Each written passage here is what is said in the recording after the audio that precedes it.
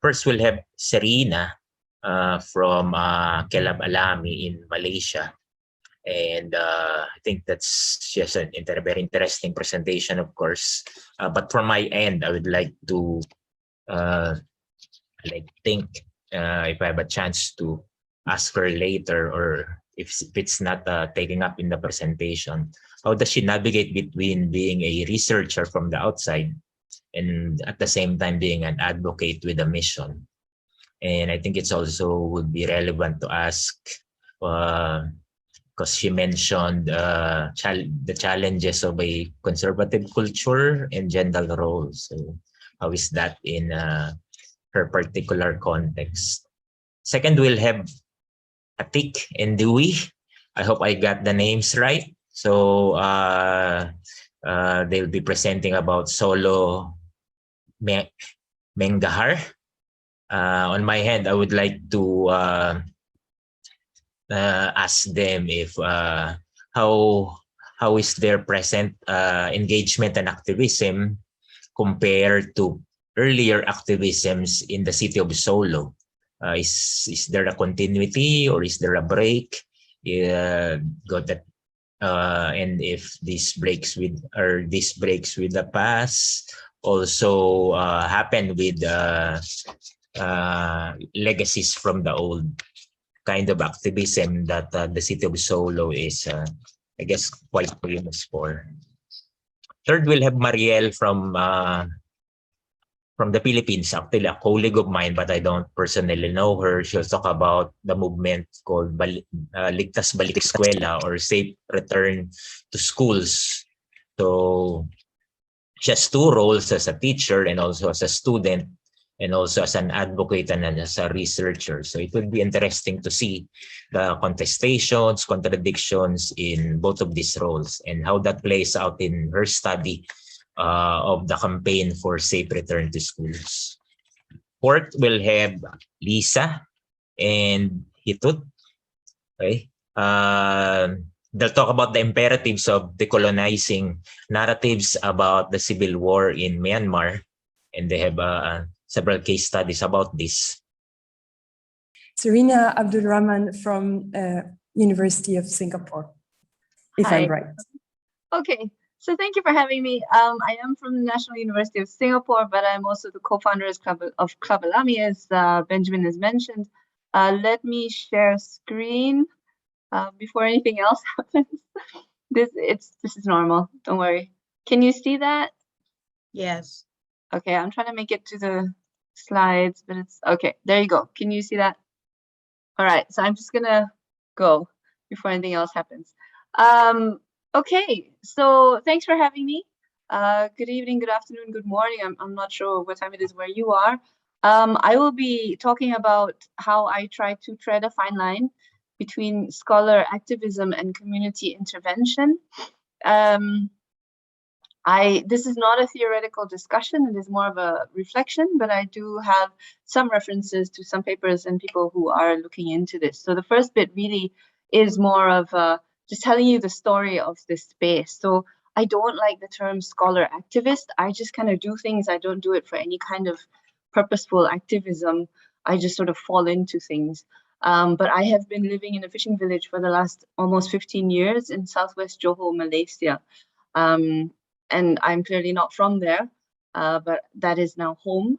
And I will explain a little bit more. So this is what I will talk about today, the project, me being the English voice, co-creating knowledge, nurturing local voices, the obstacles, and some reflection. So in the picture, you'll see this is what I looked like almost 15 years ago, a lot younger than now. And the kids that were working with me now, two of them, I don't know if you can see my mouse, this little one at the end and this one on the front, they are still with us. They're full-time staff now. And the boy is 21 and the girl is 23 and pregnant with her first child. So this is where we are. This is in the southwest of Johor, in the Skandaputri area.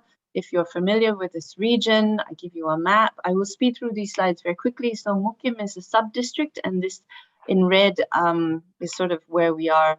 It encompasses a suburban area that is built up, but also traditional fishing villages. So we are nature amidst development that is coming up all around us. You will see Forest City, which is an infamous Chinese partnership development. But in spite of that, we do have good life, endangered species, seahorses, otters, dugongs, and we have the port. Singapore is just across the water, so you will see the development, Jurong and Tuas, is very near us. But we do have mangroves and seagrass areas. The community here lives like this. They're fishermen, but they have been displaced many times because of the development. And so they moved to land houses like this, but still very simple. Most are fishermen. This is the bridge that I cross to go to work every day and go back to, because I live in Malaysia and I work in Singapore. So Club Alami is the NGO, the community organization that started in 2008. And our focus at the time was environmental education. So you see the guy with the green arrow. This is Shalan Jumaat. He's the founder. He's the local guy. And I'm the co-founder. So from 2008 until now, we've been fighting, but now we're married. And so it continues. So the picture below is the youth that used to be a part of us. We took them to an island on the East Coast for a field trip. So this is some of the stuff that we do. And I'll speed through these photos. So between 2008, 2014, we focused on environmental education, training the local community youth. Their children are fishermen in citizen science and ecotourism. This boy, as I was saying in this picture, I don't know if you can see my mouse, is working with us now full time. He was 7, I think, and now he's 21 or thereabouts. And so these kids, they would come up with their own content, because I don't believe in intervention. I give them a broad spread of information and they decide what they want to present. So this group of kids, for example, comes up with their own songs that they sing to people. We take them to KL, to all across Malaysia, and they present. This was in Petroscience KLCC. They present to the general public. They give scientific talks to universities. This is what they did. So in 2015, we had an evolution because development landed on us pretty quickly. And so Shalan, the founder, decided that we had to do more than just teach kids about the environment. So we decided to work on building incomes and capacity building so that the community could participate in and benefit from the development that was coming up all around us and swallowing us whole. So the focus really was to support the fishermen, to develop ecotourism as a source of income. Taste of Tanjung Kupang is a food heritage program. We try to teach the youth how to do business. Research, citizen science, environmental education continued in the background, but the youth who were with us at the time were the ones who did it, and I just facilitated. Again, I still don't believe in intervention, so they decide what they want to do. As you can see, Shalan, the founder, decides stuff. The kids who are working with us now let me know what they want to do within that, and then I just crack the whip and help them achieve that. We have a sustainable fisheries program. This is supposed to help the fishermen so that fishing hopefully becomes a long-term viable source of income, but we're seeing that this is very difficult given the development and climate change impacts. So these are images of what they have done since 2015 to now. They are qualified citizen scientists and community researchers. You see Kimi has gotten bigger in that last picture. He was dissecting a snake. We have dugongs. This is them doing a dugong feeding trail study. This is them running the environmental education program. I don't have the energy to deal with young people anymore. So they are the ones who teach, take them into the habitats, do road shows, etc. And then we have ecotourism. So you can see this is Kimi, Wani, I don't know where she is in this picture. She's quite small. And so they take guests from here, from Singapore, from overseas. We had tie-ups with MIT, University of Michigan, University of Minnesota, and they sent students over every year.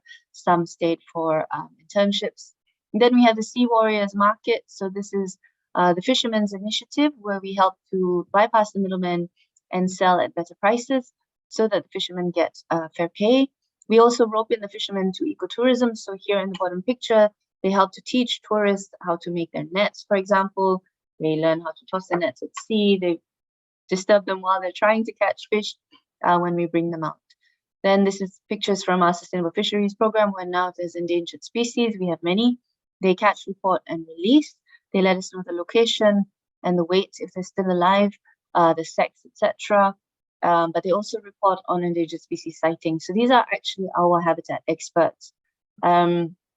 This is our initiative to preserve local heritage, food heritage. So the local women cook. These are the younger ones who are helping and learning how to preserve some of that cooking skill. And we have a food stall. So now we come to the discussion. Following on from what was discussed in the earlier session, these kids are the ones that do the research initially when they were very young. I was the one who always spoke on their behalf. So this is an example at TEDx UTM, but my approach is always to say, I am just their English voice. So these guys know a lot of things. So the Pendeka Laut means sea warriors. So these are fishermen. Now, they are the ones who tell their stories. And I'll show you pictures of that in a bit. So her in 2016 mentioned that to be a scholar activist, which is a phrase I don't like, because I don't do this for any purpose other than, you know, when I first went to this place, all I wanted to do was teach these kids about seagrass and the mangroves, and then it skyrocketed into a much bigger thing and took over my life. And then I ended up marrying into the community. So now my research is complicated by my close ties. And I am contributing to the activities by way of support, but I draw a very specific line, right? So they decide what they want to do, and I'm essentially their slave. So they're like, we need to do this, or we need money for this, or you need to make this happen. And then I have to make it happen. At the same time, I push the kids to do research, but they decide what they want to explore. They come up with a whole research project in science, and they document, you know, they do everything, and that they present at international conferences in broken English, but they do manage it, or in local conferences in Malay. We do write academic papers. You will see later we have a joint publication, and I'll explain how that works. So this is me at the jetty documenting, well, helping them with actually the accounts and writing because they don't like to write, the fishermen.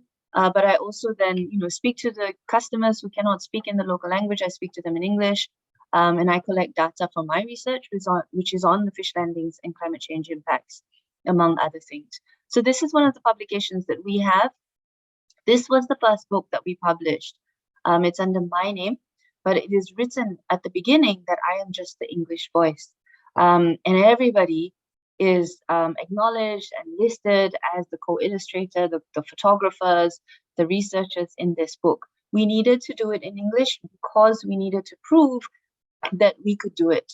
But it is very clear in the publication that this is the outcome of a community project.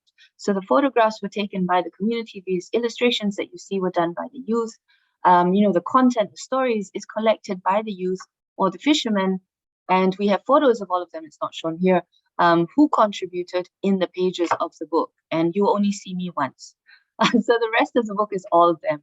And so the subsequent books that we are writing will be bilingual in English and Malay, and it will be with the specific research, the youth that is involved as the co-author. Academic publications, depending if it's my research, then it's me. But if it's their research, I write it for them and they are the first author. But those are in the process because I haven't had time to process all of the research that they've been doing over the last 10 years. So now they have a voice. So if you look, this is Kimi before, this is him now speaking to visiting researchers, guests. This is Wani before when she was, I think, 10. This is her now at 23. There's a baby in her. And she's speaking to you know, people at a roadshow, the general public. They come out on TV. This is Kimi in some local production. The fishermen have been filmed for documentaries. This is Lan. He won an award and he talks to the newspapers. The fishermen talk to the newspapers. We have media coming tomorrow to speak to them about the election. So now I can fade into the background very thankfully, and they can speak about their issues in English, sometimes broken, sometimes good, or in the local language. So that's very important for me because even when I do speak, I specify that this is not my story, it's theirs. It's just that my English is a lot better than theirs. And that gives me the ability to tell their story. So I'm just a storyteller. It is not my narrative. It is their narrative that I'm sharing on their instructions. So the obstacles. So Rama Subramaniam and Suza spoke about how the issues that scholar activists tend to deal with is addressing power structures.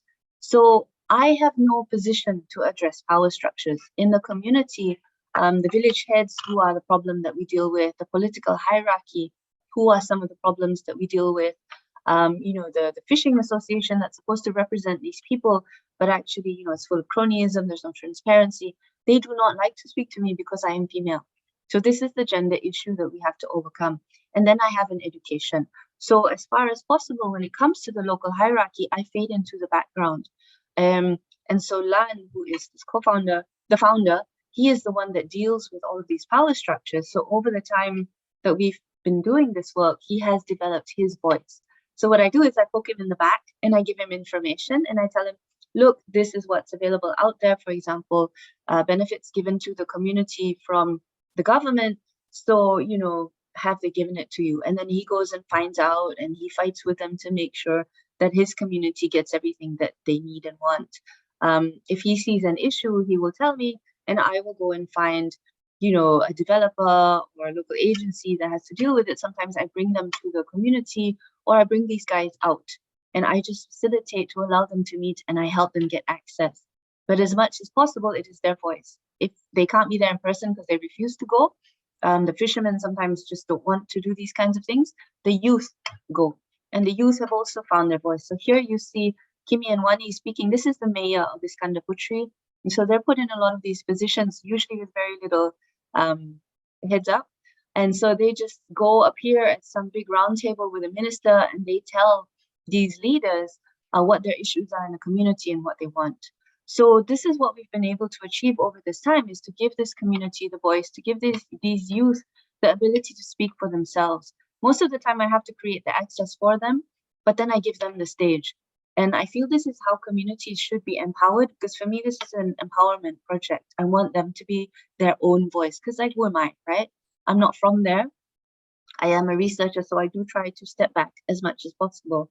What this work has shown is the power inequities, the social injustices. Now they are more aware, but they also are aware of how they can try to make a difference, to sort of even that out. These are all points that Rama Subramaniam and Suza spoke about. I am fully aware of my privilege and positionality. I have the access, and in Malaysia specifically, they listen to me because I have this doctor title, which I hate. But you know, sometimes I have to leverage on that to open the door. And then once the door is open, I say, listen to the community. And I give them the credit for how far they have brought themselves. And our goal is really to make this community stand up for themselves and act to get whatever they want and need from development, instead of sitting back and waiting for help. So these youth, for example, are very active. They're willing to speak to media. They're willing to do what it takes to help their communities. So these guys are working to help each other and themselves. And all I do is facilitate in the background and do talks like this so that more people know about them. The reflection, however, when we talk about drawing a fine line between being an activist and a researcher, they know that they are my guinea pigs, and that, you know, I write about them. I track how they have evolved as personalities, as people.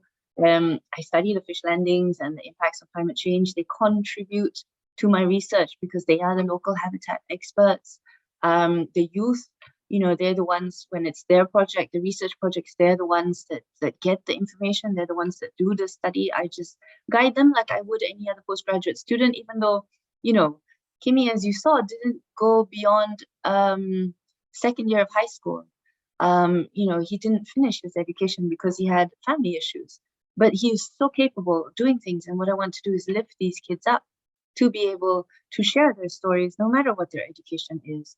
So what we have created is new knowledge that combines science, because I've given them the scientific structure, with local knowledge, which is the habitat expertise, which is generational knowledge, you know, knowledge that has been passed down through the generations. We've created this Pendeka Laut identity, which is sea warrior. And so the fishermen have come together as one because of the founder's work. And you can see that these fishermen, they used to bicker, and they still do, but they've come together to try and help themselves. And so this is this collective identity. The youth are working to raise the fishermen. So this is more like community spirit and helping themselves to help themselves. This is strategic mobilization in that the community is now moving and taking the initiative to go against the power structures, to do what they can within the constraints that they have. We have absolute powers that make decisions, big businesses. So there are things that we cannot change, but within the restrictions that we can, we do. My job then is to give them the access, find the funding, open the doors, do the marketing and sales, because we're not very good at that at the ground level. But they have the products, they have the knowledge that we can share, and the youth are determined to document and preserve whatever heritage they have before it disappears. We also make it very clear that we don't know how long we'll last. Land founder is fully aware that fishing is a finite existence. The fishermen are more endangered than the fish. So we are also trying to see how we can give them opportunities to earn beyond fishing. But it takes time because these are old fishermen, as you see, but Ali in the picture, he can't do anything else. So as the fish catch decreases, he comes back sometimes with just 3 crabs after being out there for hours. Sometimes he just brings his nets home and just doesn't go out anymore. So fishing might not be a viable income for the long term. So we are trying to develop other options. The youth now, as I said, teach another generation of youth in the hope that they might then, come along and join us in this dream. But there is the reflection and the questions that I always have on a daily basis. Sometimes I regret going into this community. I think that maybe I ruined their lives by showing them a world that they might not be able to fix because there are so many constraints, and they might have seen these dreams and these set targets that are not achievable because we are just little people in this huge hierarchy. We don't know when the land is going to be taken, when the sea is going to be built over or reclaimed. So sometimes I think maybe I should never have gone in there, never have shown them any of this, because if they didn't know, they might be fine. When it comes to setting goals, I'm always giving them a caveat to tell them, yeah, this is what we want to do, but this is only so much that we can do. We don't know how long Kabalami will last. We don't know how long I can support you with the funds. Over COVID, it was very difficult. We had no funds. Nobody had funds to give us. And so we survived because thankfully I still had a job in Singapore. So all of our savings and salaries actually goes to maintaining this and supporting the community. I don't know how long I can do that. So I tell them very frankly that we can only go on for as long as I can go on. And then, you're on your own. You have to find your own way. So the youth, the community is trying to find their own way to earn enough income to sustain themselves, but also to be able to reach out to people. So now the youth go for meetings without me. They deal with the media without me because my excuse is I have to go to work across the border. And they are very capable. It's just for how long we can get how much to help us last. When it comes to gender boundaries, not only do I tend to offend local women because I'm like this and it is a conservative society, I'm really good with the fishermen because they've seen me work at sea. I can carry an engine. I dive. I'm in the water more than they are because, fishermen, they're on the water. They don't get in the water. I can haul fish and sort crabs, but the women are a bit more reluctant. I've had issues with the local women because I'm not like them. And so when you're different from them, then it generates fear. So when I first went there, they all thought I was there to steal their husbands, sons, and boyfriends. So there were issues. But now that I've married into the community, they've sort of given up on me other than to say I don't have religion and I'm an embarrassment to the family name and I don't cover myself up enough, that kind of thing. So I stay away from them as much as possible. The problem with me is that then I become this negative influence to girls in the community. And, some of them might want to be like me. Some of them might want to work in science or tourism, and their boyfriends, their mothers, their aunts don't agree. Usually their fathers who know me at sea are like, yeah, go ahead, this is cool. But they have so much pressure to not be like me because I am just a bad example and an embarrassment to the family name. So a lot of them drop out. So we've lost a lot of girls over the COVID period. Many have gotten married. Many have decided that, no, this is not my dream. I've always just wanted to get married and have children. So many times I sit and I wonder if I really ruin their lives by giving them this concept that, there are women out there who are like me, but this is not an option for them. Or if I ruin their lives by giving them so much information and, they weren't interested in it anyway, and all they really wanted was to have kids. And so I just wasted their time.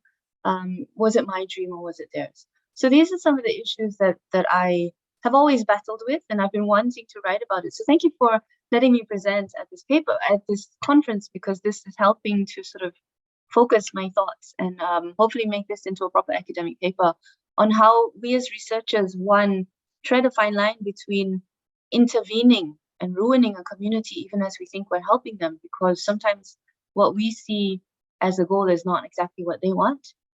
Even if we see that their future livelihoods are threatened, they might not see it, and they might decide they can get by, right, with very little, and they're fine. They don't need to know because it'll just make them miserable.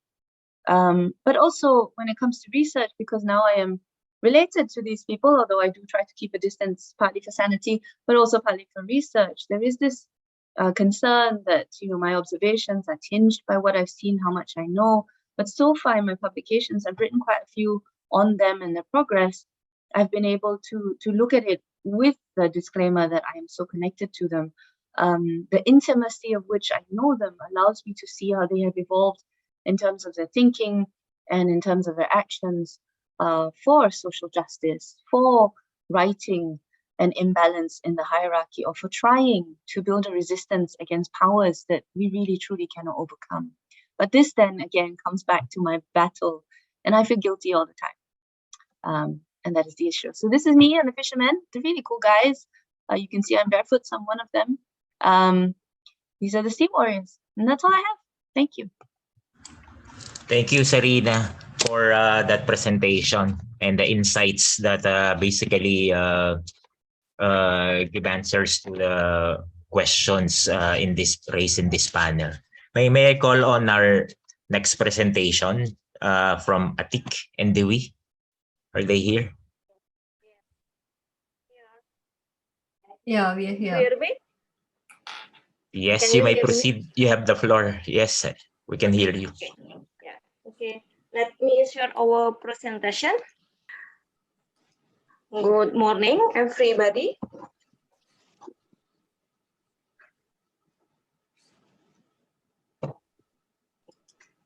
Okay. Yeah.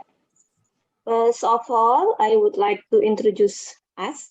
My name is Atik Caturbudiati from Universitas 11 Maret, Indonesia. And my colleagues is Dwi Winarse from La Rochelle University from France. And you know, as you can see on the screen, our presentation today is solo mengajar. It's means solo teaching. Okay, solo mengajar or solo teaching is a community social platform for education in underprivileged urban area in Solo, Indonesia. We will show here how a new public sphere such as social media able to exit social and class barriers to mobilize everyone in fighting for shared social issues. This is the result of our study conducted in 2030, which we are also currently reviewing for further development. Okay. I will present the first two slides and then my colleagues will continue. Okay, first slide. Okay. Let me first give you a brief overview beginning of the movement, the community of Solo Mengajar. Solo Mengajar was established in 2012 and it was inspired from the idea of the national movement Indonesia Mengajar or Indonesian Teaching, founded by Anies Baswedan. Indonesia Mengajar objective is to send Indonesia young people to teach in remote area for 1 year, while the Solo Mengajar aims to involve the community in education. However, they both share the same spirit, providing educational alternative for children in underprivileged area of Indonesia. Even at the launch of Solo Mengajar, there was a moment that Anies Baswedan was giving a honorary member pins of Indonesia Mengajar to the mayor of Solo at the time, is Joko Widodo, and now he is my president, or the president of Indonesia. As you can see in the photo. Maybe it was his innovative ideas that Anies Baswedan, Minister of Education during the Jokowi government in 2014 until 2016, and which was later on also elected as governor of Jakarta in 2017 until 2022.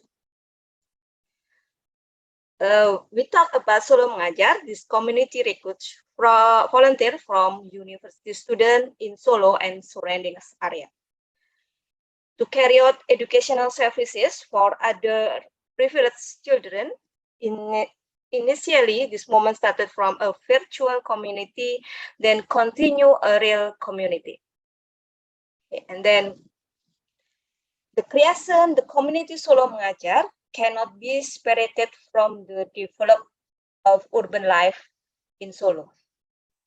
During the mayor Solo was Joko Widodo, he tried to branding the city by launching several innovative programs, such as making Solo as a Solo cyber city by constructing the Solo City Walk, or also Solo as a child-friendly city, where all this have become an important point in the development of Solo Mengajar. In 2008, Solo City Walk provided free Wi-Fi hotspot, bringing community actors together to discuss trending national issues. An urban social action fund by various actors from a variety of professional and social classes, including students, lecturers, entrepreneurs, activists, and so on. This conditions means that the assistance of community activists has been given space by the government to develop national issues into real activity to solve social problems.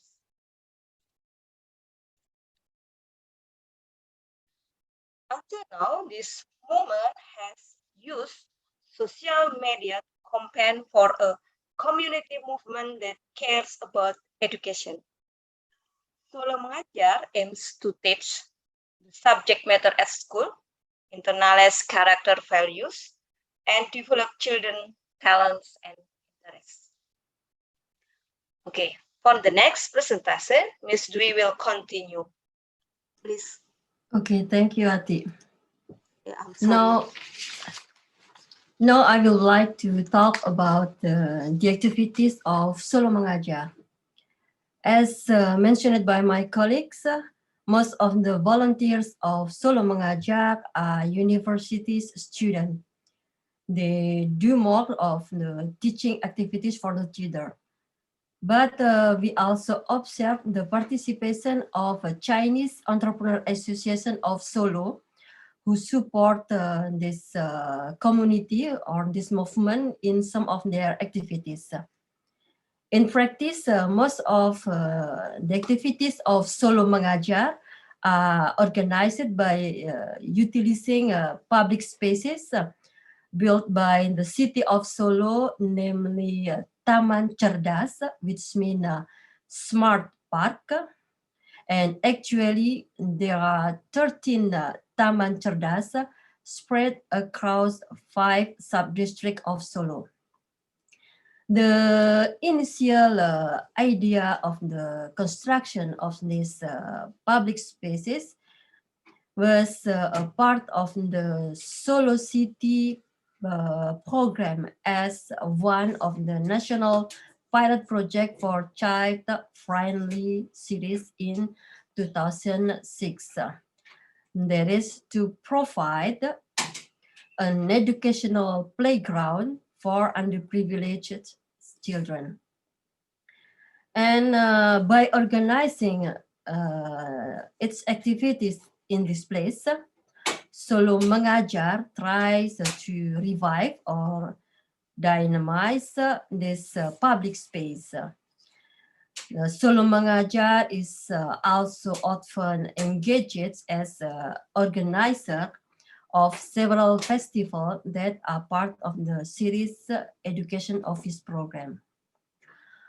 From this, we can observe that an action or a community declared at the beginning as a movement is able to collaborate or synergize with the government, which is generally at the opposition to them, And this tendency is also observed in many others movement in Indonesia, especially who are concerned with urban social issues in Indonesia after the reform in 1998.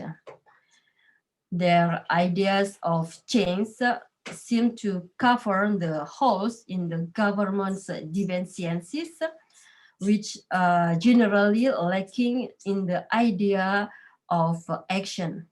At NGN, and there is a synergy between the community and the movement and the movement organization and government.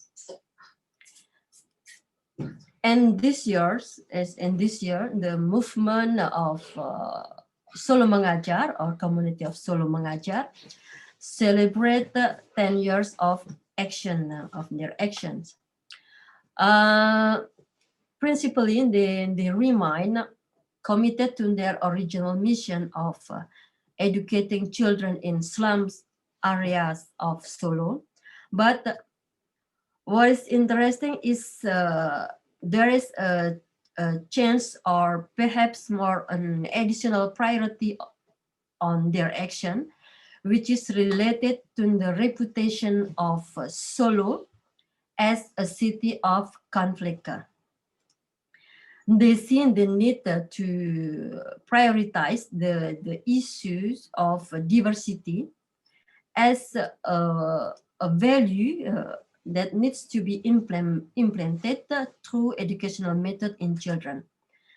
This value inculcation is also one of the spirit of this community, which is to participate in moral development among children. That's why they refer to their activities as momong, or in Javanese, which means mothering, rather than teaching. Meaning there's a moral concern from this community, from Solo Mengajar, to maintain the morality of children. So it is also interesting to understand how a movement like Solo Mengajar, that started from a global issue like education, adapt to locality issues like diversities, or like the cultural issues, which of course is in the natural process. However, as our final point here, what needs to be noted from Solo Mengajar, or a community of Solo teaching here, who is concerned with urban issues, slum education, diversity, that the current borderless social environment, with the presence of the new public spaces through social media as the means to mobilize and their volunteer, is able to mobilize the younger generation, such as students as their volunteer, and then multi-ethnic participant, because with the participation of the Association of Chinese Entrepreneurs in Solo, and even the government, to work together to solve our common problem, that is the education for the children in underprivileged area. So this research we have as begun in 2013, but actually we are reviewing for further development, especially after the celebration of the 10 years of Solo Mengajar. So that's our presentation. Thank you for listening. And of course, if you have any remark or question, we will be pleased to answer or to discuss with you. Thank you. And yes, thank you to Atik and Dewey for that presentation on Solo Menanggahar. May I call on Yeah, sorry. So may I call on Lisa and Swan to present next? The floor is yours. Okay, great. Thank you. Can you see me? Can you see? Yes. Okay, Yes, Lisa. great. Okay, great. So let me go into the show here, into the show. Okay, and I will let my co-author, Swanya Tut, start. Thanks a lot. All working well here. All right, thanks everybody for this conference and for the amazing presentations. So far, I've been learning a lot just from being here. Thank you to ALTERSEA for coordinating this conference and allowing us to present our work in progress today. It's titled Burma's Decolonization Moment, Growing Challenges to Colonial Structures and Narratives. My name is Sonia Tut. I'm a first-year sociology PhD student at Stanford University in Palo Alto, California. I was originally born and raised in Taunji, but moved to the States after my early childhood. And we also have Professor Bruton here as well. Yeah, hi everybody. I'm Lisa Bruton, Associate Professor at the College of Arts and Media at Southern Illinois University. I actually think it's important for us to position ourselves a bit as we start this presentation. So just to tell you a little bit about myself, I've been involved in Burma, Myanmar, for about more than 30 years as in a couple different capacities. I started as teacher, a border-based teacher. I then was an activist in college and grad school, and I now consider myself an activist scholar. And this research really was sort of motivated by this moment. It's a really, I think, despite the horrors of the coup, it's a really important and motivating and productive moment. There's a lot going on, there's a lot of change, and it's a moment to really pay attention to so that the calls for decolonization that have also just kind of coincided with the beginning of the coup, and to really take a moment to interrogate my position as a scholar. So that's kind of how this started from my perspective, and trying to figure out how to participate in this. Swan and I kind of debated about what the best way to participate in this conversation would be. And I think as a start, we just thought it might be good to document what's happening and move the lens from the sort of the state-centric focus of much research to kind of the offstage situations where actually a lot of change happens. Yeah, so I guess we can move on to the next slide, but I also wanted to share a bit as well. As a part of the Burmese diaspora, I think this project has been a way for me, like Lisa shared, to sort of integrate my own identity and sort of my own positionality, sort of being trained as a Western scholar. And obviously, I think this moment in Burma's history is one of the most important, and I want to sort of contribute towards furthering the goals of the revolution, and also sort of studying the organic responses of resistance that's been happening on the ground.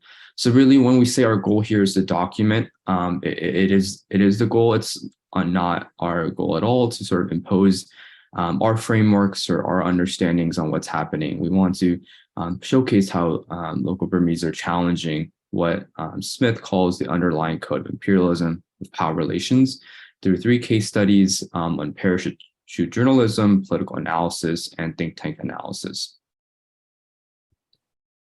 Yeah. So we want to start just by sort of laying out that one of the kind of key drivers of this book is the literature on decolonization, and of course the seminal text by Linda Tuawe Smith, Decolonizing Methodologies, in which she kind of points out the ways that discourses of post-coloniality are lacking. They are seen as a way, as a sort of Western invention, as a way to kind of maintain their power in the world space. Very often leaves out the perspectives and words of indigenous peoples and their concerns and ways of knowing. It is also a way to place indigenous people within the global marketplace, and has often been critiqued for suspending questions of material inequality, not really paying attention to the sort of vast inequalities that drive, in our case, what we're looking at is the academy and the research, but in general, this is a general critique. And what decolonization does really is it pushes further than post-colonialism to really demand reparation and repair of different sorts. So how do we work to do this? Smith lays out a 5-point framework that sort of shows the different dimensions that frame this struggle, the different ways that we can see it appearing. So you can kind of see awakening to critical consciousness, the reimagining of the world, attention to the ways in which kind of our social categories, our tendencies create opportunities, useful strategies, and also I would argue problems, as we'll see. Attention to disturbance, what's happening with these movements resulting from disturbances to the status quo, and looking at the structures or underlying codes of imperialism and power relationships. So as scholars in this paper, we're kind of intervening in the last 2 points here, but as you'll see, all of these things are going on right now, and that is kind of what we're here to sort of talk about as a start to this, to our intervention in the conversation. Yeah, and we're certainly not the first ones to be, bringing attention to this by any means. We're actually inspired by a lot of other Burmese scholars who've talked about this in detail. For example, Chumepai and Tento Aon talked about in their piece, talking back to white Burma experts, sort of questioning the post-colonial label that's been given to Burma and pointing out that epistemological colonization still exists. And they identified 6 tropes that white researchers and researchers outside Burma engage in, including decontextualize or incontextual theorizing and claiming authority, and they really reposition the oppositional gaze to white researchers while calling for a network of solidarity. And also there was another seminal piece by Professor Therapy Then, who talked about how research in Burma is very much dictated by sort of British or Western curiosity, and also by sort of the development projects that are associated with Burma, including NGO-driven research data and Burma-centered projects that often leave out attempts by people at the margins to reclaim their histories and their knowledge. And especially in relation to the coup in February 2021, Professor Therapy proposes decolonizing as a starting point and process to reclaim what has been lost to coloniality. Okay, so we have 3 case studies, and we really don't have enough time to go into great detail on all of them. So I'm going to kind of blow through this first one kind of quickly, but just kind of to lay out that the parachute journalism trip of Clarissa Ward, who is CNN's senior international correspondent, in April of 2021, about 6 weeks after the coup started, was very, very controversial. And it was a really good example of some of the critiques. So we focused on the actual packages that CNN did, but we also looked at the critiques of the reporting trip. And just a couple of real quick things. CNN makes this grandiose claim of exclusivity that was completely false. There was another journalist with them. They also failed to mention that the whole trip was organized by a lobbying firm by infamous Ari Ben Menashe, who's an Israeli-Canadian lobbyist and former arms dealer who'd been hired by the junta to kind of improve the image of Myanmar. Basically, the key critiques, I'll run through them quickly, that CNN put people in harm's way. We saw 11 people being arrested, and CNN was clear that 8 of them had been released. We still don't know anything about what happened to the other 3. That the coverage disrespected and marginalized local and regional activists and journalists. As you can see, Wynham Puenton says, this is a patronizing voice, as if a patronizing tone as if we have no voice, and reporting as if she's the first international media, but other people have been doing it and are much more embedded in the situation. Making themselves the story. Here's what us in Asia had to say about what CNN reporting, the reporting trip to Myanmar. You forget why you're there because you're too busy enjoying being there for yourself. And really that was a big thing about this coverage. It was all really about Ward. And then, and also really pointing out that they really didn't offer anything much there didn't offer any new information other than what local reporters and regional reporters had already done. And of course, then also calling out Ward's as a white savior, and this sort of what would we ever do without the white savior, and a meme with the rolling eyes of Judge Judy. Okay, so basically the final critique here is that, this is really showing how this system of global news production is a harmful legacy of colonialism, and it functions to serve, as a global hierarchy that really, by focusing on the celebrity of the journalist, really diverts from the important details of the story itself, and the story and the journalists become commodities. So it has yet to be decolonized, and really leads us to ask, what would it look like to decolonize this news production and distribution, and how can we do that? Yeah, so sort of our second case study here is looking at popular political analysis, and by this we mean analytical pieces written by The Economist, by analyst Anthony Davis, but also other authors that really try to sort of describe the situation happening in Burma, but I think they definitely went beyond that and really sort of put their take on what's happening in Burma. And so I think there's another part of this slide if you want to keep going. What we're really focusing on is the response and also critiques of these analysts in response to the framing in these articles. So moving into the next slide, you can just see from the titles, right, these sort of declarative, imposing messages on why the military will win or why the movement lacks support. And there's been a lot of sort of resistance to these messages on online spaces. So moving into the next slide, we can see sort of the general framing here is that the resistance is somehow diluted or sort of feeding into its own self-deception, that it's close to victory and that's bad military strategy. And this view really holds the military as the state, right, as the center perspective that we should be considering from, and seeing the military as an all-powerful force. And I mean, just the fact that these comments are coming from international community make it seem as if people outside Burma have the answers to what's happening in the country. And so, of course, there were a lot of critiques by users online. The first being at the level of the content critique, so engaging the framing of the articles as lacking context, as lacking an understanding of what's happening on the ground. And that's a core reason why a lot of these analysts miss why people continue to support the resistance. They're not feeding into their own self-deception, but rather a lot of local journalists are trying to, do both report what's happening and also support the resistance at the same time. And then this critique also extended on a larger structural critique as well, where instead of just focusing on the messaging, people started to question sort of the positionality of Western political analysts and their distance from the situation, and also disproportionate ability to dissuade governments or international organizations from supporting Burma by painting the resistance in a certain way. And of course, also sort of negatively influencing locals' ideas of the resistance and faith in the movement while furthering the journalists' careers. So here we have sort of some visual depictions of this. Anthony Davis sort of really changes in the course of a year his perspective on the military and whether it's too big to fail after all.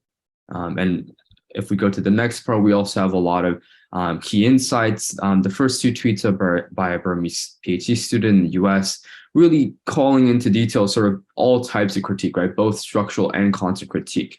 And it really gets at this idea that Burmese people will resist when there are these sort of Western analysts trying to impose what they see as happening on the ground.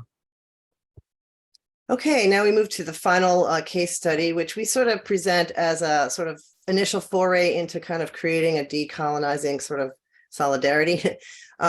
This was a response to the Institute for Economics and Peace and their Global Terrorism Index, which they produce every year. In 2022, it was the 9th edition. It was looking at the situation in 2021 in the country. The report claims to provide a comprehensive summary of key global trends and patterns in terrorism over the last decade.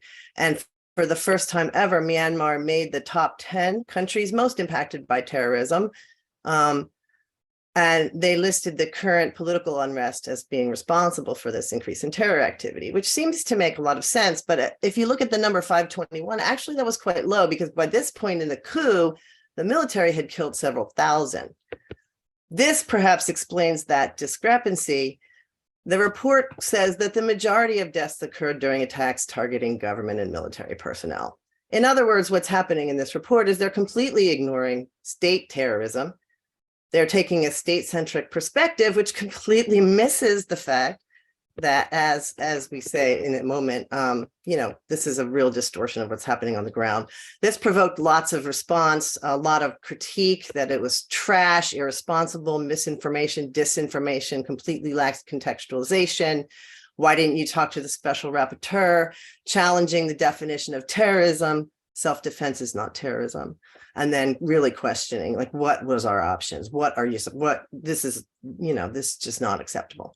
It provoked an open letter penned at first by Western academics, but then signed by a multinational group of more than 100 scholars in the Myanmar-Burma studies community that really pointed out how the IEP's own definition of terrorism was not being used effectively and accurately in this paper, distinguishing guerrillas from terrorists, and really pointing out that the kind of report that the international think tanks like yours do serves to delegitimize the lawful actions of the anti-junta groups in Myanmar, while mobilizing the same narrative as the military junta, in effect legitimizing, excuse me, and normalizing a terror regime that illegally topped a democratically elected government and couped itself into power.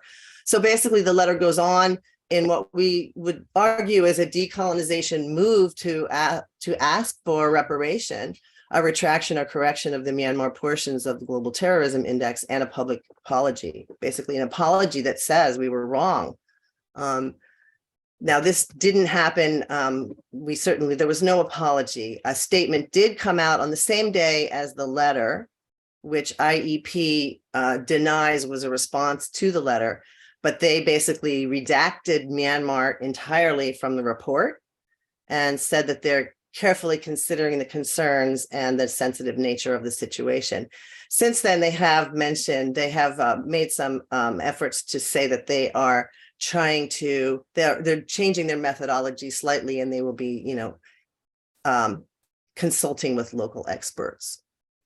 Okay, so basically what this sort of shows us, all of these case studies as we kind of wrap up here, is that the 5-point framework that Smith gives us is actually happening all over the place. There's a growing critical awareness of the problems with acontextual analyses, and not just in academia.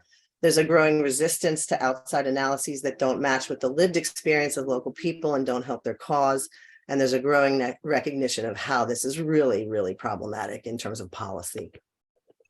Yeah, and on the structural level, as I mentioned earlier, there are those who are linking these structural problems to neocolonial structures and coloniality. And this is often appearing on the same platforms as other critical posts. So it's in a conversation with each other. And these critiques are being heard by people on the web, analysts and academics that are paying attention to what's happening in Burma. So this is a very organic bottom-up process. And we think this is ultimately productive. And as the Spring Revolution has shown, and as the resistance in Burma has shown, it offers a lot of hope and avenue for change in a time when we continue to battle the military and the effects of the coup.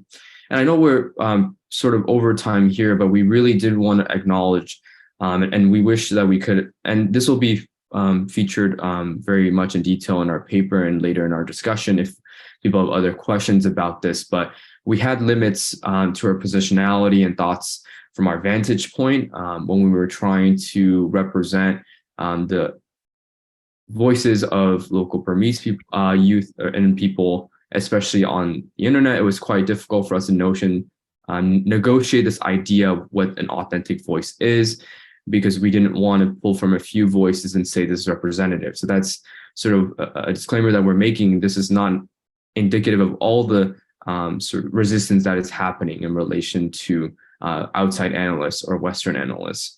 And our focus here is being in the English language, primarily because the responses to these pieces were in English, but we want to invite other research on what's happening on the lines in Burmese language spaces and in ethnic language spaces as well. And on other platforms that aren't Twitter. Twitter was pretty central to this discourse, so that's why we chose to focus on that here. But I'm sure there are similar things happening on other platforms and also offline as well that we would love to learn more about.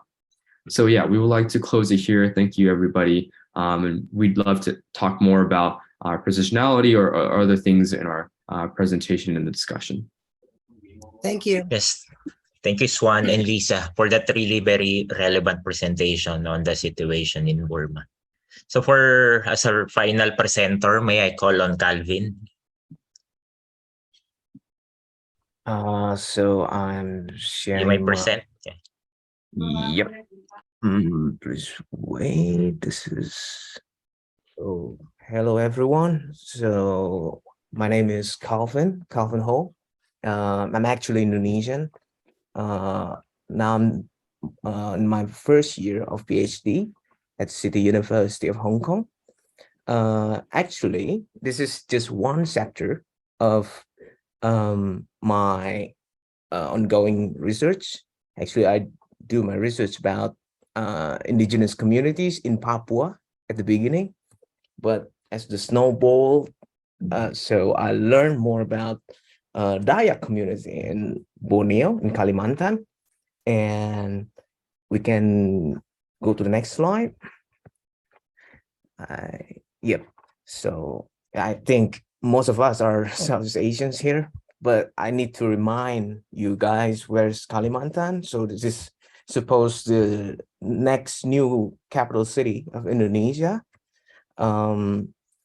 It's a very large, huge island, but relatively underpopulated, very big.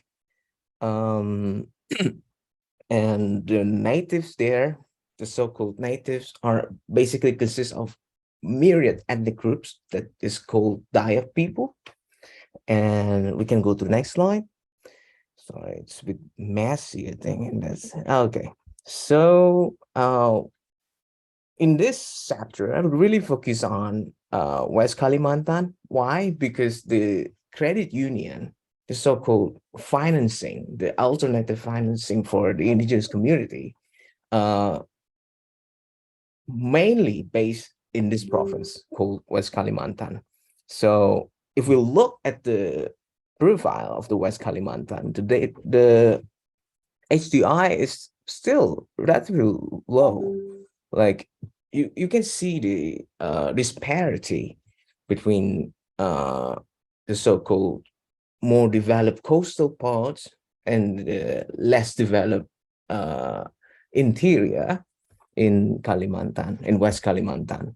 And interestingly, actually, those indigenous Dayaks, they live in the interior area. And unfortunately, usually this kind of development project that's been brought up by the central government or NGOs or I don't know, the private sectors, always exogenous. They rarely really bring, betterment for the local indigenous community. But I found this very interesting during my initial research on credit union that the Dayak community, they established the so-called credit union for financing themselves, to empower themselves, to liberate themselves from the chain of poverty. So we can go to the next slide. What is credit union actually? So just a brief introduction to you. Credit union is just a typical financial institution, quite similar to bank, but the difference is that all members are involved. So they require the so-called social and education empowerment. Unlike banks, like you are usually responsible to the investors, to the shareholders. For credit union, you are responsible for the members, right? And it's largely non-profit. And if we look back at the history, it's actually initiated by peasants in Germany, in Prussia back then, Friedrich Wilhelm Raiffeisen. So he invented, well, we can call it invented the credit union, and then it spread out to many countries around the world, including Indonesia. So we can go to the next slide. In Indonesia, credit union was introduced by Father Carl Abdul Karim RB. So he was a Catholic priest based in Indonesia. There were like 3 waves. The first wave during the early period of Indonesia's relatively unstable economic foundation up to the new order, the late new order era. And then the second period was where the credit union was actually quite solid. And the third period was, especially in here in West Kalimantan, where the credit union has some management issues. So they disintegrated. But even though they quite disintegrated, like more credit unions, but they're still like doing their jobs quite good. The first one is launched in Sanggau Regencies. Now we call it like Singkawang City. So they're called like Pancur Kasih, like empowerment movement, something like that. And as of 2020, this year, West Kalimantan has around 33 credit unions. Actually, the so-called disintegration of this credit union. Now we can go to the next slide. So the economic situation, this is quite interesting. Like many Dayak villagers felt they were poor. What meaning by poor? So they owned land, right? But the problem is that they have no leftover money. So even though they have land, they try to work for their cash crops, but still they still cannot meet their household consumptions. They still have struggle very hard. So this is the real economic situation in interior, especially to non-elites that have no access to everything.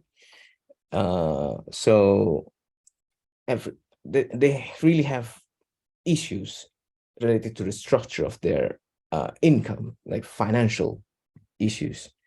And the most interesting part is that in Indonesia, especially in rural areas, gambling is really, I would say, kind of cultural illegal activities that happened, and it becomes very predatory.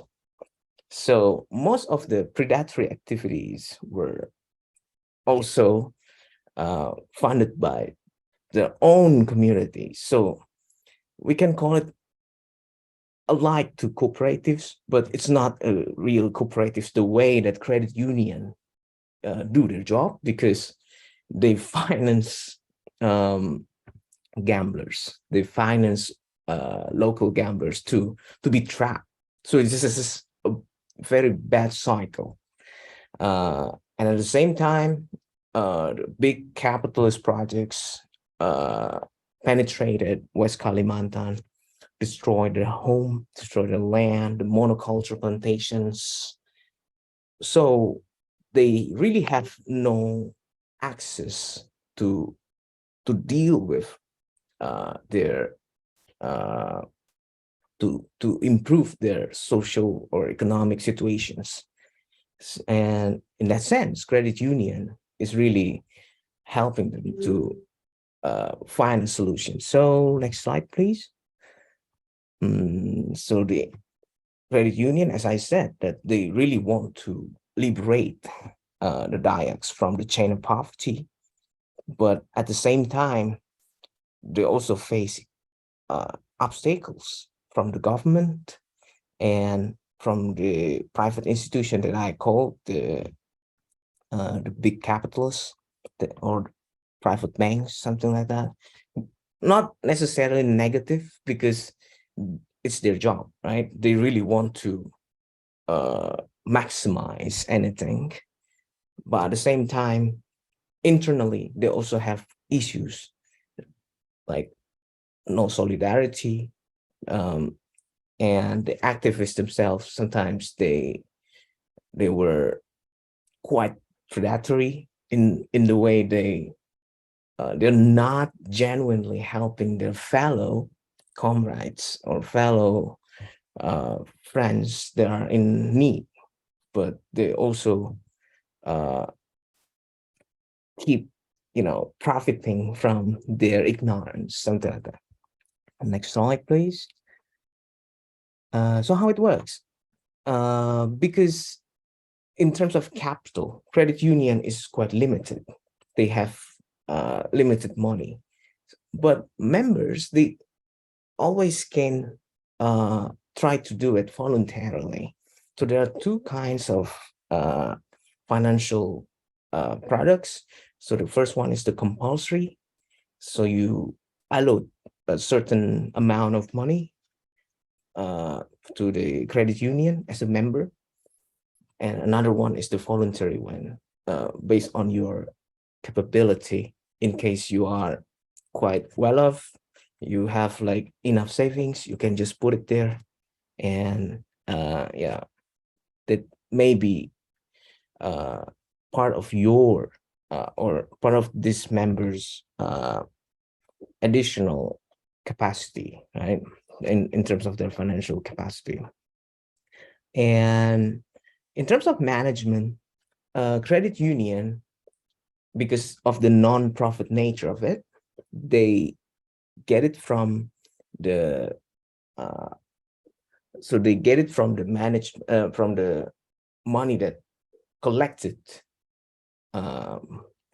So in some credit unions, they set like 10%, but for Pancur Kasih, they set 12%. And in some other credit unions, they may charge higher. So next slide, please.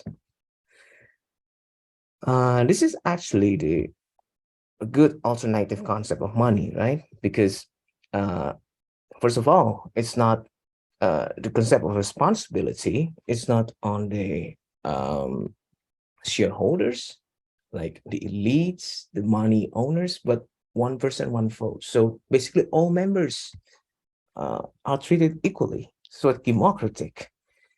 So the credit union also cannot be, abused by the so-called elites. And they also allow, members to get loans that, that prioritize their interests. This is the most important point of credit union. But at the same time, next slide, please. This is what they have done. So in Kalimantan, so far from what I've learned, what I've already gathered, so they try to set the schools, they start the cultural research to protect the Dayak culture, for instance, how they try to create the Institute for Legal Empowerment, especially related to the land issues. And they try to, have the forest management and protection. They try to equip themselves with better mapping, for instance, for their own indigenous land.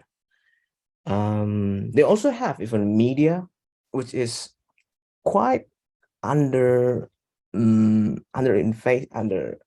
not so well financed, but still it's already a good alternative. About how to empower that, yeah, we can go to another discussion for this. As of 2021, I focus only this Pancur Kasih, but they already have like 170,000 members with the total assets of 2.6 trillion rupiahs, or equals to $175 million US. So it's not a small money, even for the so-called indigenous people with lack of access in anything, but once they try to stick together, they can collect a very huge capacity that try to empower themselves because it's from them and for them. Next slide, please. This is the last but not least, because credit union also has so many challenges. First of all, it's very diverse. And in one credit union like Panchukasi, maybe it's quite good because they try to support, like they try to get out from the so-called parochialism, ethnic base and religion base. But for others, probably it's related to their own communities, like churches, ethnic groups, clans, which is not so healthy because you created so many fragmentation.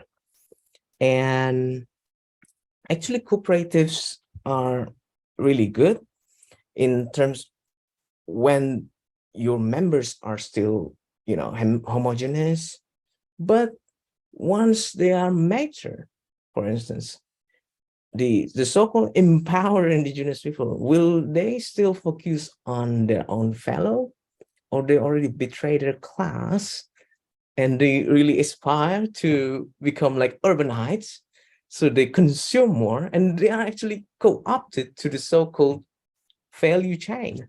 So, and this is a real challenge because once they are elevated to a certain education level, once they got so good incomes into the so-called middle class, so they consume the way like urbanites do, and they try to forget all this success story of credit unions.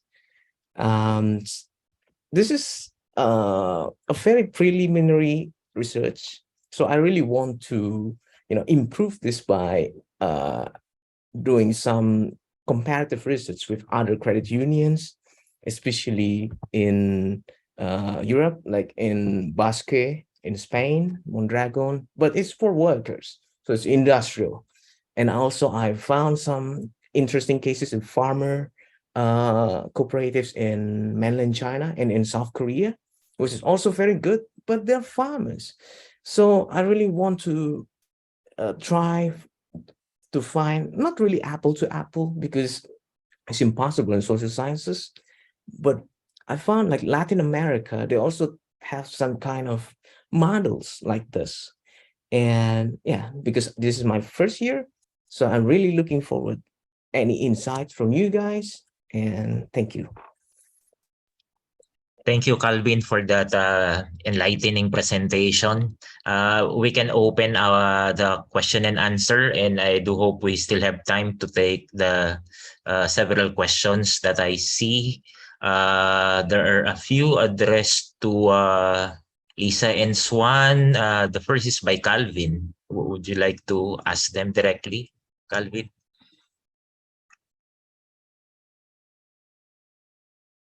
Or if yeah. You mean the what I asked on the chat box? Yes. Okay. Or So yeah, I found Lisa and Tut, your presentation is really interesting. Thank you for that. And the problem of decolonization for me is linked to neoliberal practices, right? The structure, which is Southeast Asia, you know, has been largely dominated. So that's why we speak English now. That's because of the imperialism from the British colony, and then America come in. That's how we manage ourselves, right? And that's how we connect to each other.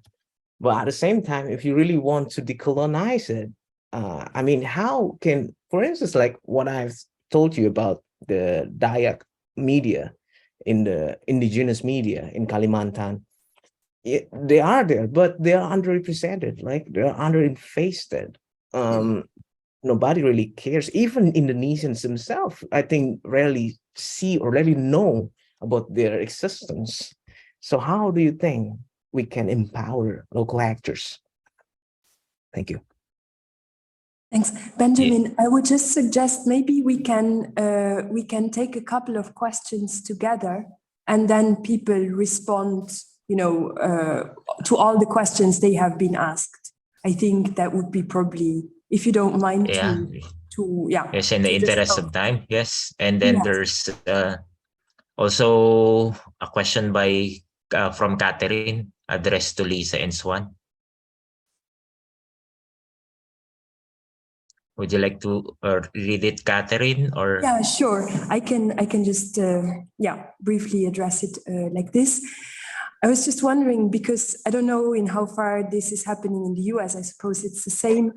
If, for example, after the coup in Myanmar, media are often like contacting scholars supposed to be experts in this domain to position themselves. And I haven't been in that situation so often, but I have the impression, at least from my personal position, that we are very poorly trained to do this. And I even wonder, I mean, this is just reacting to a request, but also more generally speaking, in a more proactive way, do you think, or do you see an interest in us scholars, activists, for many of those online today, to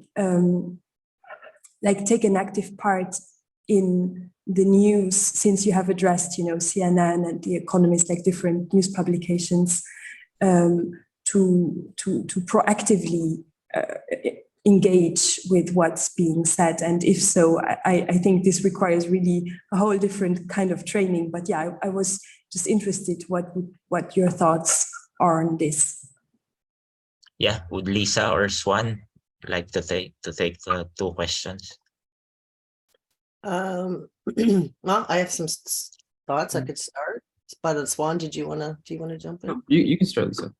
Okay, yeah, just a real quick, because I saw the questions earlier, so I've been thinking about them a little bit. As far as the neoliberalism issue, absolutely, I'm 100% with you on that. I mean, I think both of us are, recognizing the connection there. So the question is, what do we do? I mean, we've been struggling with this, of course. This paper, honestly, has been one of the more difficult, challenging papers I've ever worked on.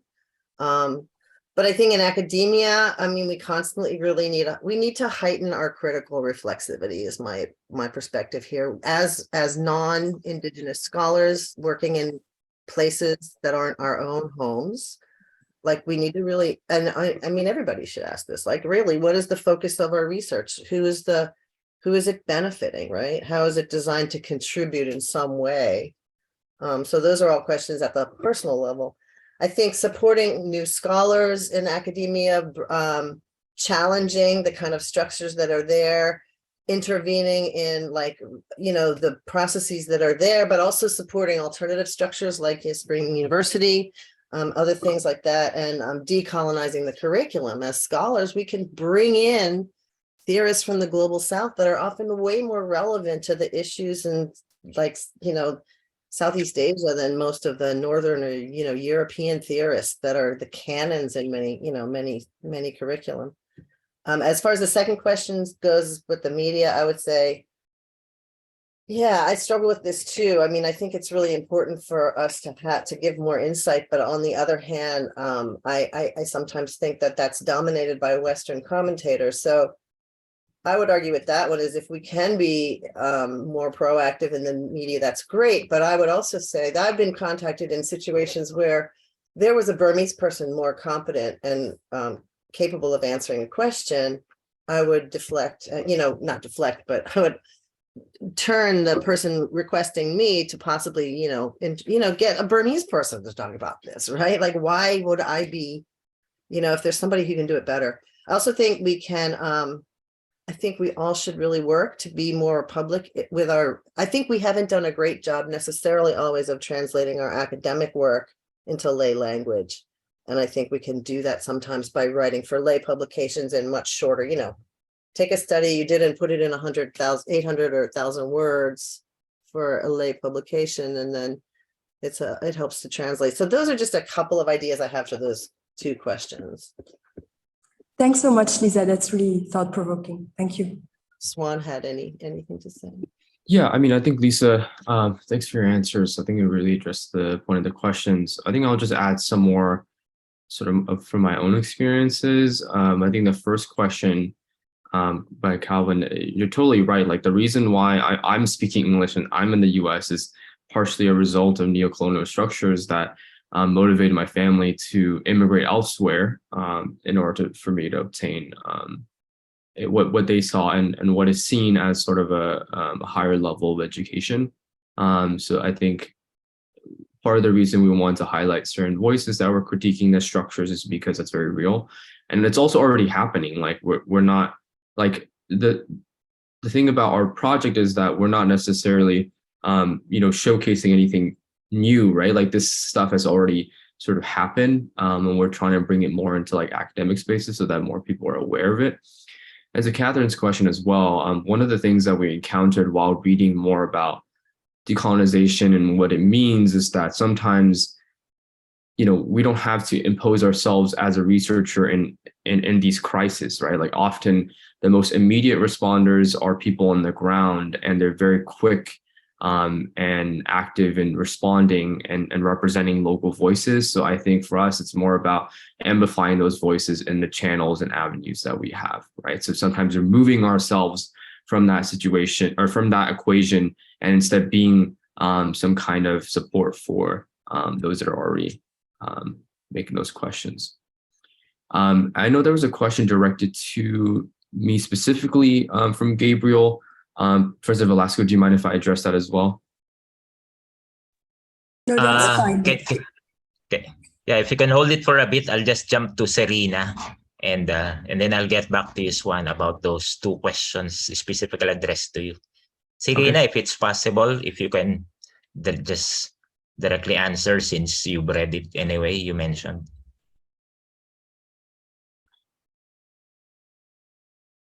So I saw a question on methodology. So I use ethnography. I've been living in this community for 15 years.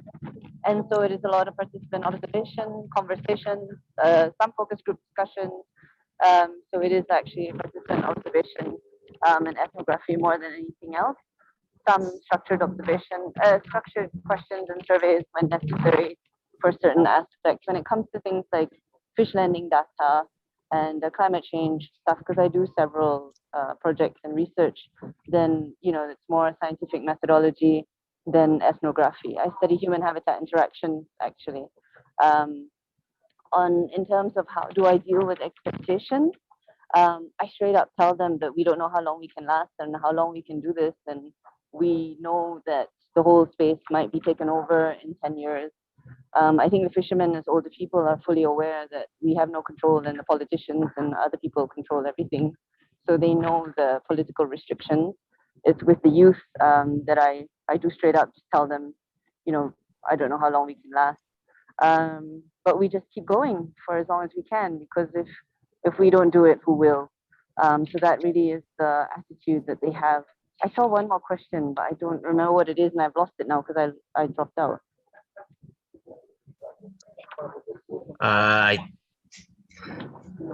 Is it this? It was interesting to learn about the ways in which you shared tasks with the fishers you have been spending time with. You mentioned doubts raised by the difficulty to realize certain goals, realize dreams. In how far have you been addressing expectations with people directly?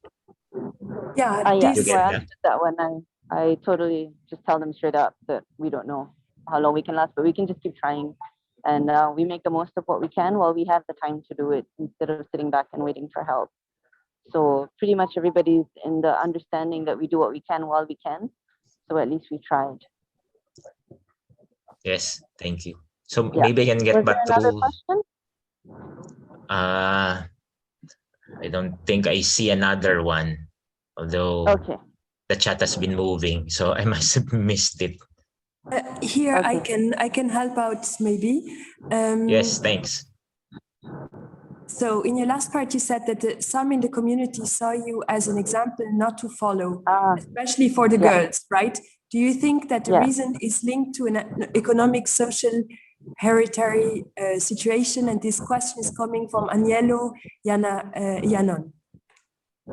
I don't know if it's socioeconomic, but more of a, I don't fit the gender norms. So what the women want to see out of their daughters and their nieces is someone who wants to grow up and bear children and stay at home and take care of their parents and their husbands. Not somebody who is independent, who goes out on her own, who crosses the border for work, who's at the fishermen, at the jetty with the fishermen. This is all not a gender norm. And so they don't think this is the right way to behave. It's a very conservative community.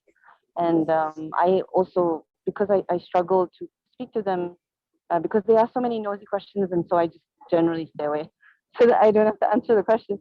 You know, it's also my own issues, right? So I hang out with the fishermen because I can talk to them about the sea and the fish and the wind and the waves. So I really have nothing much to say to these women. And the less I see them, the less I hope they gossip about me. But this then is an issue for them because they want to see their daughters not become like me and to be what is the norm, which is to grow up and bear children. So it is more of a gender norm and expectation, not so much socioeconomic, I don't think, because money really is not their issue. I mean, if they marry a husband, that that for them, that is the goal in life. So I think that's it more than anything else. Great, Serena. Thank you, Swan, for being patient. Maybe you can take the question, and then I see a couple addressed to Calvin, and we can probably end with that. So, Swan, if you can. Yes, Catherine, is that okay? Yes, it's okay. Do you want to someone to read the questions out again, or? That's okay. I can see it, and I. Okay. Yeah, that's totally fine. So the questions from Gabriel. Thanks so much. Talking more about positionality and how would I further position myself, and if I consider my Burmese origin, and if I consider myself a scholar activist. Thanks, Gabriel, for giving me the space to talk about that. I think this project has been a way for me to think more about this question, and I'm starting to sort of realize that my position at Academy is something that I have to be very much aware of. I'm just entering, but still I'm already sort of made aware that my position is unique in some ways and could be potentially harmful in others. I've always thought of myself as Burmese, even though I grew up in the US. I obviously, both my parents are Burmese, my community is Burmese, and especially after the 2021 coup, I've very much been active in the Burmese community, both on the student activism level, but also in the immediate place I am in the San Francisco Bay Area. I've also been involved in other activist organizations as well, but I don't know if I'm ready to claim this label or if I will ever claim this label of scholar activist, because I don't consider what I do to be activism, because I think that would be a disservice to everybody else who is on the ground really fighting and risking their livelihoods in order to be successful in the resistance. But I do think, as somebody entering into academia in a space where there are very few people of Burmese origin, that it's important for me to be in this space and to represent my community. I think it's been a very gratifying experience ever since I started entering grad school for people, especially in the diaspora community, to sort of support what I'm doing and to be more interested in what academia can do.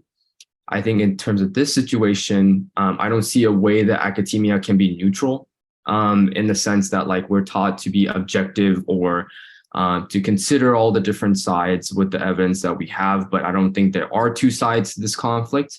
And so, if in my future work, what I will do will be in support of the revolution, and that's something that I stand by. And that's something that I will not let, academia sort of challenge out of me. But yeah, sorry if that was too long of a question. There was also another question, sorry, Professor Velasco, very briefly. I think it was addressed to me, I think, in terms, and also Lisa as well, in terms of how we collect the data. Yeah, we mostly just use Twitter, and a lot of the data that we sort of saw organically happening. So we didn't track down on Twitter, these keywords or other things that more quantitative researchers might do. We sort of took these articles and the responses and then searched for more in the same line. Yeah, this Yes. was much a purposive sample, right? We wanted to look at what this discourse looked like. So we just found, you know, some really great examples of it. But we are not quantitative researchers in that sense. This is not generalizable in that sense. This is kind of noting a sort of a kind of a fissure, a new, you know, sort of a discourse that's not talked about much. Thanks, Lisa and Swan. There are two questions addressed to Calvin. Would you like to take Sure. them? Okay, sure. Thank you, Fassi, for your question. So about the interest rate is also because I'm still in the preliminary level now.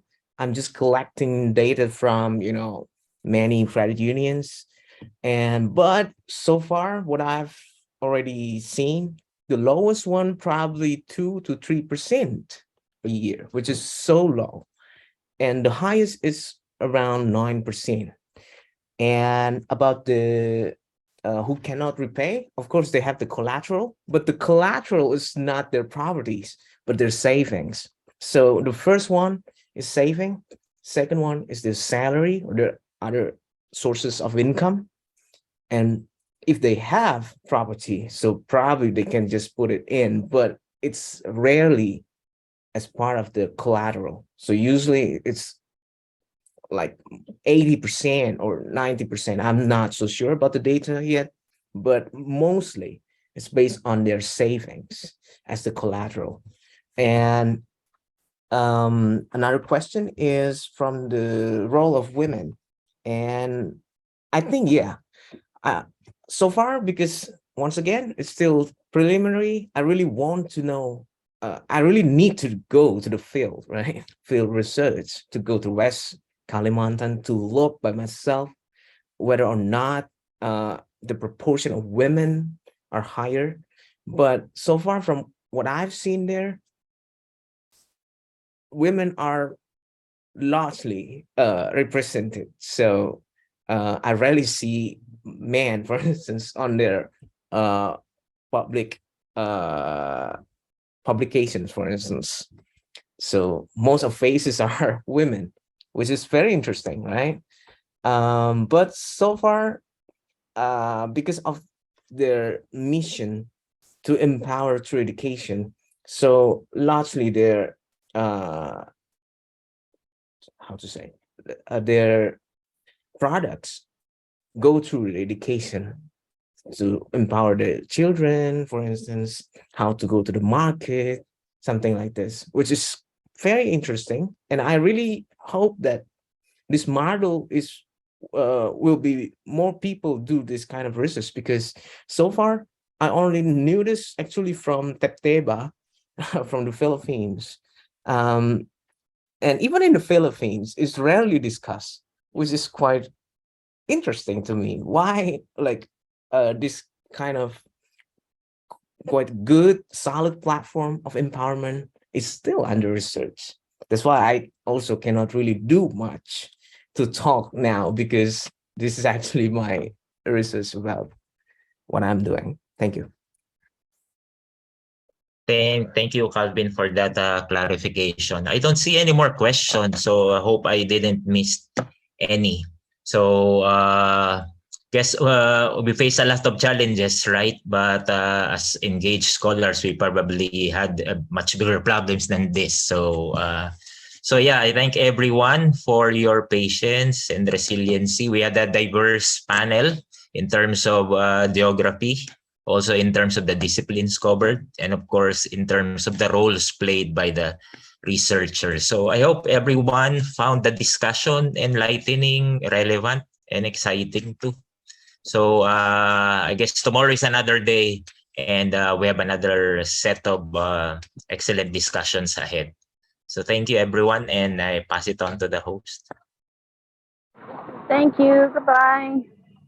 Thank you very much, Benjamin, for chairing, and thanks to all the participants of this panel for not only sharing your research, but also sharing your your personal, I think that's not necessarily what we are once again most trained to share, like these by definition personal thoughts and reflections and doubts. So thanks a lot for taking the time, and as Benjamin said, for being resilient while we had a couple of technical issues, despite the very early or very late times that most of you are in. I think Europe is the only one in a decent time zone right now. So yeah, thanks for hanging in Southeast Asia, and thanks for getting up in the US. And we hope to see you back tomorrow for our second day. Truly has just shared the link, and we will leave you with a little video, if I am able to share my screen, about Benjamin's institution and the conference that they are organizing very shortly. So thanks again, and see you soon. Thank you. Thank you so much. See you soon. See you tomorrow. Thanks, everyone. See you tomorrow.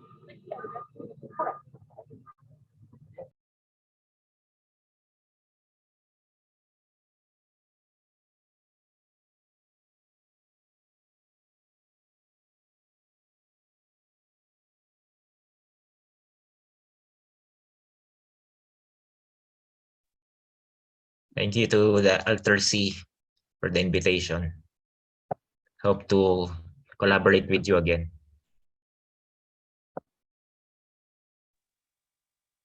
Thank you, Benjamin.